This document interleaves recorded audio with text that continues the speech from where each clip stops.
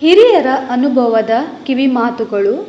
ಮನೆಗೆ ಬಂದ ಮುತ್ತೈದೆಯರಿಗೆ ಅರಿಶಿಣ ಕುಂಕುಮ ಕೊಟ್ಟು ಕಳುಹಿಸುವುದನ್ನು ರೂಢಿ ಮಾಡಿಕೊಳ್ಳಿ.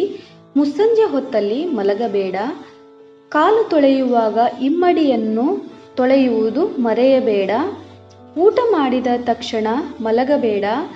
ಹಿರಿಯರ ಮುಂದೆ ಕಾಲು ಚಾಚಿ ಅಥವಾ ಕಾಲ ಮೇಲೆ ಕಾಲು ಹಾಕಿ ಕೂರಬೇಡ. ರಾತ್ರಿ ಊಟದ ತಟ್ಟೆಯನ್ನು ತೊಳೆಯದೆ ಹಾಗೆ ಬಿಡಬೇಡ. ಎಂಜಲು ಕೈಯಲ್ಲಿ ಊಟವನ್ನು ಬಡಿಸಬೇಡ.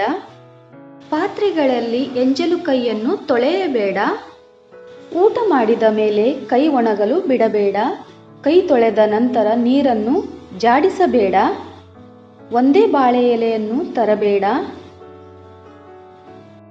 ಸಹೋದರರು, ತಂದೆ, ಮಕ್ಕಳು ಒಟ್ಟಿಗೆ ಒಂದೇ ದಿನ ಕ್ಷೌರ ಮಾಡಿಸಬಾರದು. ಮಲಗಿ ಎದ್ದ ಮೇಲೆ ಹಾಸಿಗೆಯನ್ನು ಮಡಚದೆ ಹಾಗೆ ಬಿಡಬೇಡ.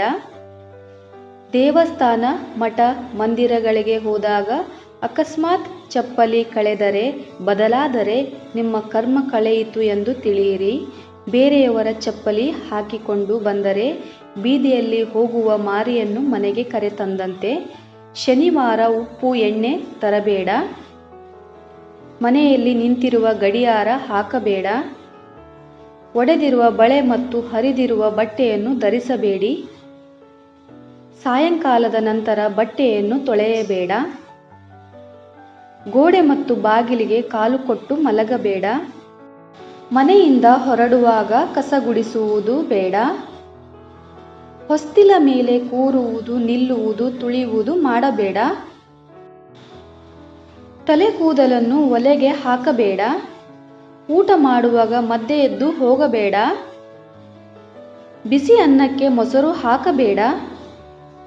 ಸಾಯಂಕಾಲದ ಹೊತ್ತು ಉಪ್ಪು, ಮೊಸರು ಸಾಲ ಕೊಡಬೇಡ. ಹೊತ್ತು ಮುಳುಗಿದ ಮೇಲೆ ಕಸ ಗುಡಿಸಬೇಡ, ತಲೆ ಬಾಚಬೇಡ. ಮಧ್ಯಾಹ್ನದ ಹೊತ್ತು ಮತ್ತು ಸಂಜೆ ಹೊತ್ತು ತುಳಸಿಯನ್ನು ಕೊಯ್ಯಬೇಡ. ಮಂಗಳವಾರ ತವರಿಂದ ಮಗಳು ಗಂಡನ ಮನೆಗೆ ಹೋಗಬಾರದು. ಶುಕ್ರವಾರ ಸೊಸೆಯನ್ನು ತವರಿಗೆ ಕಳಿಸಬಾರದು. ಯಾರನ್ನು ಆಡಿಕೊಳ್ಳಬೇಡಿ, ನಿಮ್ಮನ್ನು ಹೊಗಳಿಕೊಳ್ಳಬೇಡಿ. ಹಿರಿಯರ ಮತ್ತು ಗುರುಗಳ ಮಾತುಗಳನ್ನು ಎಂದೂ ಕಡೆಗಣಿಸಬೇಡಿ. ಅನಾವಶ್ಯಕವಾಗಿ ಸಾಲವನ್ನು ಮಾಡಬೇಡ. ಅಧಿಕಾರ, ದುಡ್ಡು ಶಾಶ್ವತವಲ್ಲ. ಬೇರೆಯವರನ್ನು ಬೆಳೆಯಲು ಬಿಡಿ, ಅವರಿಗೆ ನೆರವಾಗಿ. ಪ್ರಯಾಣದಲ್ಲಿ ಅಪರಿಚಿತರು ಕೊಟ್ಟ ತಿಂಡಿ ತಿನಿಸು ಪಾನೀಯ ಸೇವಿಸಬೇಡಿ. ಈ ವಿಡಿಯೋ ನಿಮಗೆ ಇಷ್ಟವಾದರೆ ಲೈಕ್ ಮಾಡಿ, ಶೇರ್ ಮಾಡಿ, ಸಬ್ಸ್ಕ್ರೈಬ್ ಮಾಡಲು ಮರೆಯಬೇಡಿ. ಧನ್ಯವಾದಗಳು.